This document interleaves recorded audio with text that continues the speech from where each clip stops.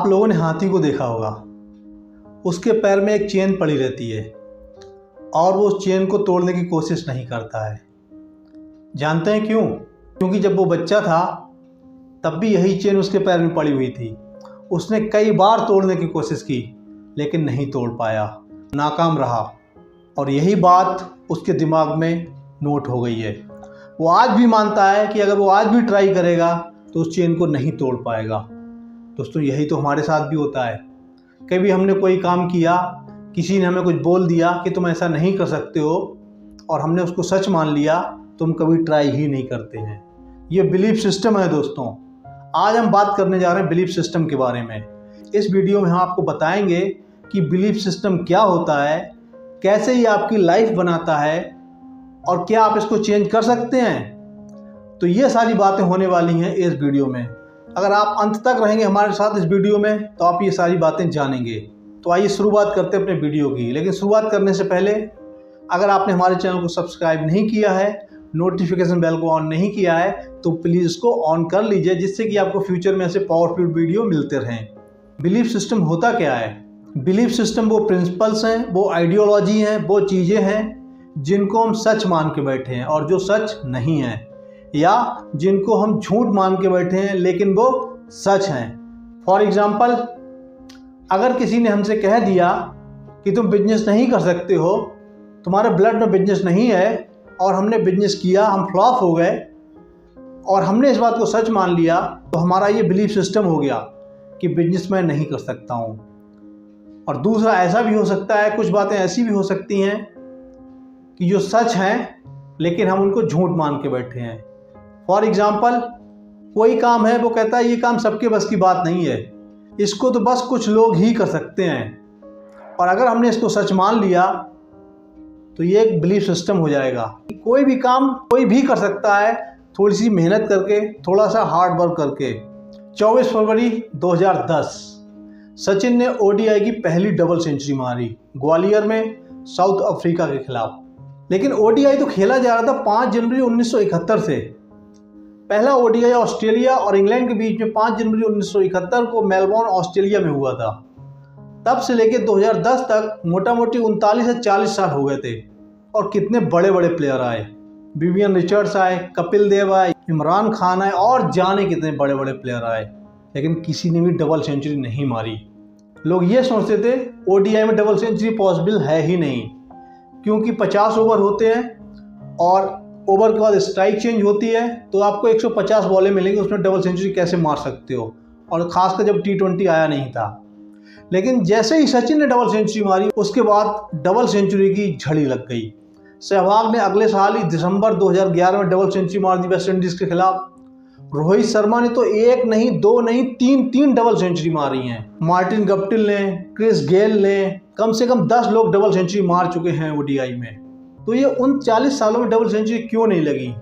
Belief system.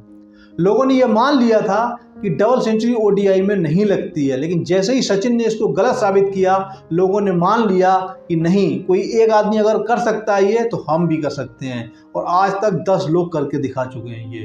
तो ये है बिलीफ सिस्टम। अगर आपकी ज़िंदगी में सब अच्छा नहीं हो रहा है, बहुत मेहनत कर रहे हैं, आपको रिजल्ट नहीं मिल रहा है, परेशान हैं, आपने अपने सारे शौक त्याग दिए अपनी मेहनत के चक्कर में, और फिर भी आप परेशान हैं, तो आप अपने बिलीफ सिस्टम को चेक कीजिए। इसके मतलब कहीं ना कहीं कोई प्रॉब्लम है।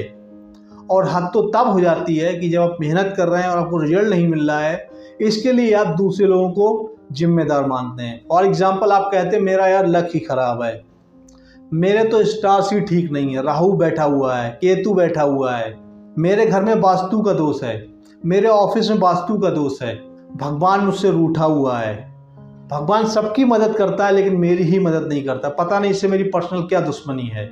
ऐसा करके यानी कि दूसरों को उत्तरदायी ठहरा के अपने काम के लिए, यानी कि अपनी असफलता के लिए, या आपकी ज़िंदगी में जो ख़राब चल रहा है उसके लिए दूसरों को उत्तरदायी ठहरा के आप थोड़े टाइम के लिए तो रिलीफ ले सकते हैं, लेकिन लॉन्ग टर्म में आपको फ़ायदा नहीं होने वाला है।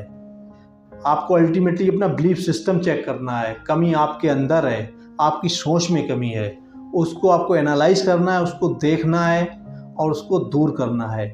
हम इस वीडियो में आपको ये भी बताएंगे कि बिलीफ सिस्टम को क्या चेंज कर सकते हैं, अगर कर सकते हैं तो कैसे किया जाए। बने रहिए हमारे साथ, हम इसके बारे में बात करने जा रहे हैं। हम कह सकते हैं बिलीफ सिस्टम और माइक्रोचिप्स इन आवर माइंड जो हमें मैसेज देती हैं कि हमारे सामने जो है, हमारे साथ जो हो रहा है उसको कैसे इंटरप्रेट करना है, उसको कैसे देखना है। फॉर एग्जाम्पल, किसी के लिए पैसा ही सब कुछ है, सारे डिसीजन तो उसके पैसे से ही गाइड होंगे। इसके दूसरी तरफ कोई ऐसा इंसान है जिसके लिए रिलेशन ज़्यादा इंपॉर्टेंट है, पैसे ज़्यादा इंपॉर्टेंट रिलेशन है, संबंध है उसके लिए, तो उसके जितने भी डिसीजन होंगे सब रिलेशंस के ऊपर बेस्ड होंगे। वो अपने रिलेशंस को बचाने के लिए पैसे को सेकेंडरी रखेगा। तो ये आपका बिलीफ सिस्टम है। आपने ऑब्जर्व किया होगा कि अगर कोई चींटी आ रही है, उसके सामने एक लाइन खींच दीजिए आप, वो चींटी अपना रास्ता बदल लेती है। क्यों? क्योंकि उसको ऐसा लगता है कि कोई दीवार खड़ी कर दी गई है, मैं इस दीवार को लांघ नहीं सकती हूँ, मैं इस दीवार के पार नहीं जा सकती हूँ। तो ये क्या है? ये चींटी का बिलीफ सिस्टम है। उसने ये मान के बैठा हुआ है कि दीवार खड़ी हो गई है, अब मैं इसको क्रॉस नहीं कर सकती, इसलिए बेटर है मैं अपना रास्ता बदल लूँ। यही तो हमारे साथ भी होता है ज़िंदगी में। कई बार कुछ हमारे साथ गलत हो जाता है तो हम ये मान लेते हैं कि हमेशा ऐसा ही होगा, हम इस काम के काबिल हैं ही नहीं, ये काम मुझसे हो ही नहीं सकता।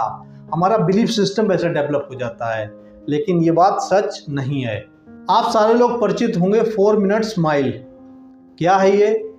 मैं आपको बता दूं, 1880-90 के आसपास एक कॉन्सेप्ट था कि 4 मिनट्स में 1 माइल कंप्लीट नहीं हो सकता। यानी कि एथलीट्स जो हैं वो इस बात को बेहतर समझेंगे, तो कोई भी 4 मिनट या इससे कम समय में 1 माइल को कंप्लीट नहीं कर सकता है। एक ये बिलीफ था जो 1880-1890 से चला था और 1954 तक रहा। 1954 में रोजर बैनिस्टर ने इस रिकॉर्ड को तोड़ डाला।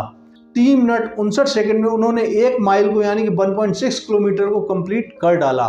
इतनी तेज दौड़े वो। और जब उन्होंने इस रिकॉर्ड को तोड़ा, वैसे ही बहुत सारे लोगों ने रिकॉर्ड को तोड़ दिया। तो ये कैसे हुआ?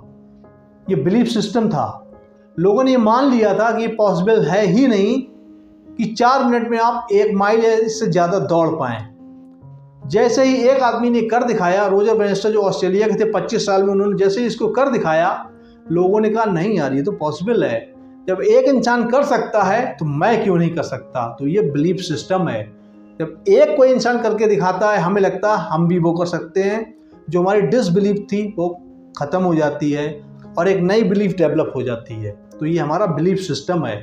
मैं आपको एग्जांपल देता हूँ कुछ बिलीफ्स का। Murder is wrong, love is good, चोरी करना पाप है, आपको दूसरे लोगों की मदद करनी चाहिए। तो ये कुछ तरीके की बिलीफ हैं। अब बात करते हैं कि बिलीफ सिस्टम डेवलप कैसे होता है। ये डेवलप होता है हमारे पास्ट एक्सपीरियंसेस से। हमारे साथ जो पास्ट में हुआ है उससे ये डेवलप होता है। जब बच्चा एक पैदा होता है तो उसके घर में जो माहौल होता है, उसके माँ बाप जैसी उससे बातें करते हैं, जैसे घर में उसके खान पान होता है, अगर उसके भाई बहन है तो जैसा एक एटमॉस्फियर है उसके घर में, वहाँ से उसका बिलीफ सिस्टम डेवलप होता है। वो स्कूल में जाता है, स्कूल में उसके कैसे फ्रेंड्स बनते हैं, उसकी टीचर कैसे बात करती है, वो अगर सोसाइटी में रहता है, मोहल्ले में रहता है, वहाँ पे कैसा कल्चर है, वहाँ पे कैसे लोग हैं, कैसी बात करते हैं वो, तो ये सारी चीज़ें बिलीफ सिस्टम बनाती हैं। तो इन सारी चीज़ों से बिलीफ सिस्टम बनता है। और कहते हैं कि 7 साल तक बच्चे का बिलीफ सिस्टम अपने माँ बाप से प्रभावित होता है। उसके माँ बाप ही उसके लिए हीरो और हीरोइन होते हैं। 7 साल के बाद उसका सबकॉन्शियस माइंड रीप्रोग्राम होता है।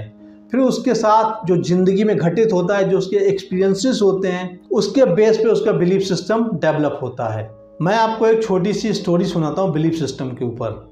एक इंसान को मौत की सज़ा दी गई राजा के द्वारा। उस इंसान ने कहा कि मेरी आखिरी इच्छा है कि मुझे ऐसी मौत दी जाए जिससे मुझे कम दर्द हो। तो राजा ने कहा ठीक है, तुम्हारी आखिरी इच्छा है तो इसको हम मान लेते हैं, तो तुम्हें अब हम फांसी की बजाय सांप से कटवाएंगे। भरा हुआ दरबार है, दरबारी भी वहाँ पे है। दरबारी को बोला गया कि कोबरा को लाया जाए और कोबरा को लाया गया। वो इंसान भी देख रहा है कि कोबरा आ चुका है, अब कोबरा उसको काटेगा, उसकी मौत हो जाएगी। उसकी आंखों पे पट्टी बांध दी गई, उसका शरीर कांप रहा है, लेकिन यहीं पे थोड़ा सा चेंज कर दिया राजा ने।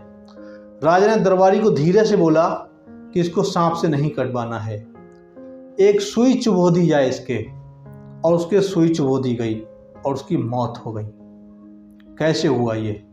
क्या सुई के चुभोने से किसी की मौत हो जाती है?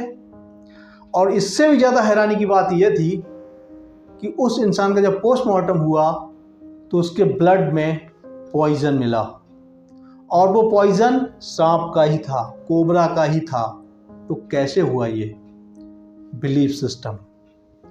उसको जैसे ही पता चला सांप उसको काटने वाला है तो उसने मान लिया कि उसको सुई चुभ गई थी, वो सांप ने काटा था, और उसके बिलीफ सिस्टम ने उसकी मौत कर दी, और तो और उसकी पूरी बॉडी में जहर फैल गया।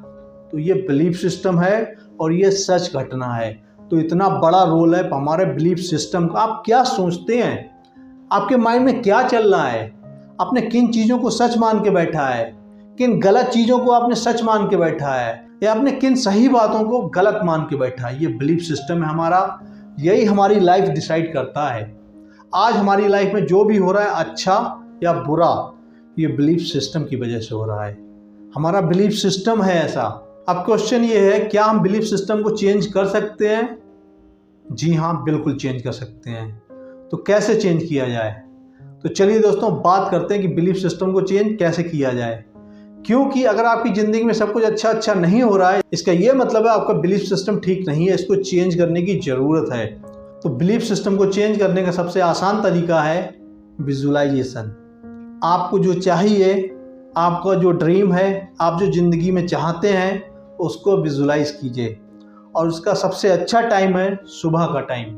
आप एकदम फ्रेश होते हैं, आंखें बंद करके आप बैठ जाइए, जो आप चाहते हैं ज़िंदगी में उसको सच होते हुए देखिए, और जो आपको एक अनुभूति होगी, एक एहसास होगा, एक प्लेजर मिलेगा सच होने पे आपके सपने को, उसको महसूस कीजिए। ये आपके साथ हो गया है। इससे आप उन चीज़ों को देख पाएंगे जो भी एग्जिस्ट ही नहीं करती हैं, क्योंकि कोई भी चीज़ एग्जिस्ट करने से पहले किसी के माइंड में होती है।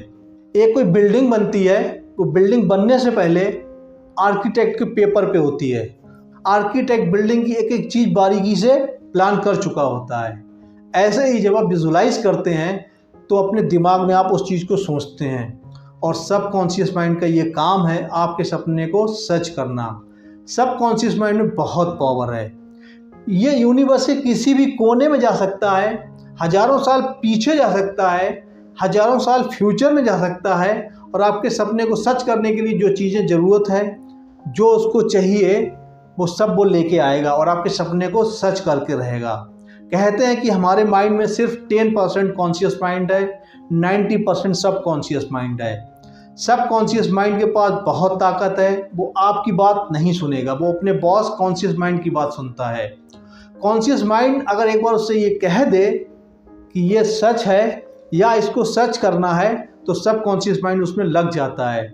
सबकॉन्शियस माइंड सच या झूठ में फ़र्क नहीं समझता है, कॉन्शियस माइंड सच या झूठ में फ़र्क जानता है।